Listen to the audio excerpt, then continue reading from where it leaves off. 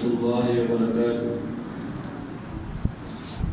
الحمد لله الذي شرفنا على سائر الأمم. أما بعد، فأعوذ بالله السميع العليم من الشيطان الرجيم. بسم الله الرحمن الرحيم. الذين إن مكناهم في الأرض أقاموا الصلاة وآتوا الزكاة وأمروا بالمعروف ونهوا عن المنكر ولله عاقبة الأمور. صدق اللہ العظیم. یہ سورج، یہ ستاروں کا جہاں کوئی نہیں دے گا. زمین مٹ گئی تو تم کو امان کوئی نہیں دے گا. وطن یہ مٹ گیا تو تم بھی مٹ جاؤ گے نادانو. اسی کو زندگی سمجھو، اسی کو زندگی مانو کہ پاکستان سے باہر تمہارا کچھ نہیں یارو، کہ پاکستان سے باہر ہمارا کچھ نہیں یارو. عزیزان وطن، جب میں تاریخ کا مطالعہ کرتا ہوں تو خود کو کئی برس پیچھے محسوس کر کے میں دیکھتا ہوں. جناب صدر، میں دیکھتا ہوں شہیدوں کے لہو سے لکھی گئی تحریر، قائد کے انتہائی محنت کی تصویر، اقبال کے خواب کی تعبیر، میرا پاکستان لہو لہان. جب ظلم و جبر کے شکنجوں کو توڑ کر دنیا کے نقشے پر روشنی بن کر ابھرتا ہے تو لوگ جل کر کہتے ہیں کہ چند ماہ و سال سے زیادہ جم نہیں پائے گا اور دنیا کے نقشے سے غائب ہو جائے گا.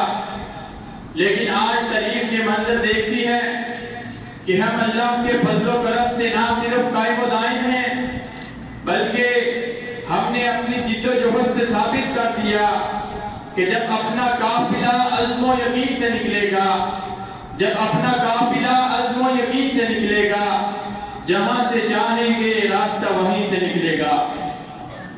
جناب صدر، ہم ہر محاذ پر ثابت قدم رہے اور ترقی کی منازل طے کرتے آگے بڑھتے چلے گئے.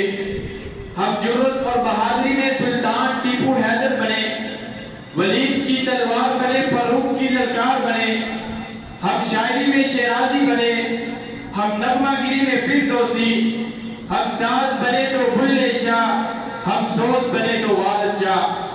ہم عقل بنے تو شاہ لطیف، ہم وقت بنے، ہم رقص بنے، ہم سچل سرمست بنے. اسکواش کے میدان میں ہم جہانگیر اور جہانشیر بنے. جب بات ملک کی حفاظت اور سالمیت کی آئی تو ہم میجر عزیز بٹی اور میجر طفیل بنے. ہم انسانیت کی خدمت کے لیے عبدالستار عیدی بنے. ہم قائد کے سپہ سالار بنے اور دشمن کے لیے ایک للکار بنے.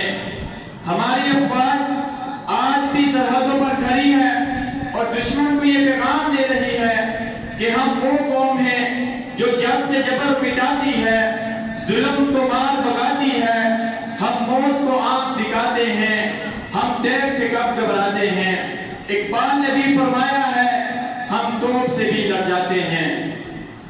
جناب صدر، آج ہر طرف کفر و الحاد کا دور دورہ ہے، ہر طرف تاریکی ہی تاریکی ہے اور بحر ظلمات ہیں، اور ایک بحر ظلمات میں گھوڑے دوڑانے والا کوئی نہیں. کیا آج جشن و صحرا کو سب کرنے والا کوئی نہیں؟ کیا آج محمد بن قاسم کا سا ولولہ، طارق بن زیاد جیسا حوصلہ، امام شامل کی پکار اور خالد بن ولید کی للکار اور محمود ندوی سی اور محمود بدوی کی سی یلغار کا حامل کوئی نہیں رہا؟ وَجَبَاهُ وَيَا أَسَفَاهُ. عزیزان وطن، میں آپ کو یہ بھی بتلاتا چلوں کہ ماہ رمضان کے مہینے میں اس پاکستان کے حصول کی جنگ لڑی گئی اور یہ پاکستان یوم پاکستان 14 اگست کے دن کو آتا ہے اور ہر طرف خوشیاں منائی جاتی ہیں اور خوب لغویات و خرافات اور ہندوانہ رسومات سے کام لیا جاتا ہے. حتیٰ کہ اس دن کے بارے میں کہنے والوں نے یوں بھی کہا The 14th August is a later day in the history of Pakistan. اور کئی نے یہ بھی کہا کہ جی ہم اس دن انگریزوں اور ہندوؤں کی آزادی غلامی سے آزاد ہوئے. جسمانی طور پر آزاد ہوئے، ابھی تک تمہارے اذہان و قلوب اور عقل و فہم ہندو ہی کے غلام ہیں، تم تمدن اور ثقافت میں یورپ ہی کے غلام ہو۔ مجھے ذرا یہ تو بتلائیے کہ تم انگریزوں اور ہندوؤں کی غلامی سے آزاد ہوئے، لیکن کس نے تمہیں اللہ کی غلامی سے آزاد کیا؟ یہ دن آزادی اور خوشی کا ضرور ہے، مگر اس دن کے کچھ حقوق اور فرائض بھی ہیں جن کو ہم نے پورا کرنا ہے، اور ان شہیدوں کے لہو کی قیمت چکانا ہے جنہوں نے اپنے لہو سے تاریخ رقم کی، جنہوں نے آزادی کے چراغ اپنے خون جگر سے جلائے۔ سوال یہ ہے کہ ہم ان کے خون کی قیمت کس طرح چکا سکتے ہیں؟ وہ ایک ہی طریقہ ہے کہ ہم اس ملک میں اسلامی قانون نافذ کریں، تبھی ہم ذلت اور رسوائی سے بچ سکتے ہیں۔ جناب صدر، ہم زندہ قوم ہیں، اور زندہ قومیں اپنے وطن کی آن بان اور شان کی قربانی سے نہیں ڈرتی، کیونکہ وطن ہے تو ہم ہیں۔ اللہ تعالیٰ سے دعا ہے کہ اللہ ہمارے ملک کی قیامت کی دیواروں تک حفاظت فرمائے، اور ہم پر ایسے حکمران مسلط کرے جو ہمارے ملک میں اسلامی قانون نافذ کریں۔ وآخر دعوانا الحمدللہ رب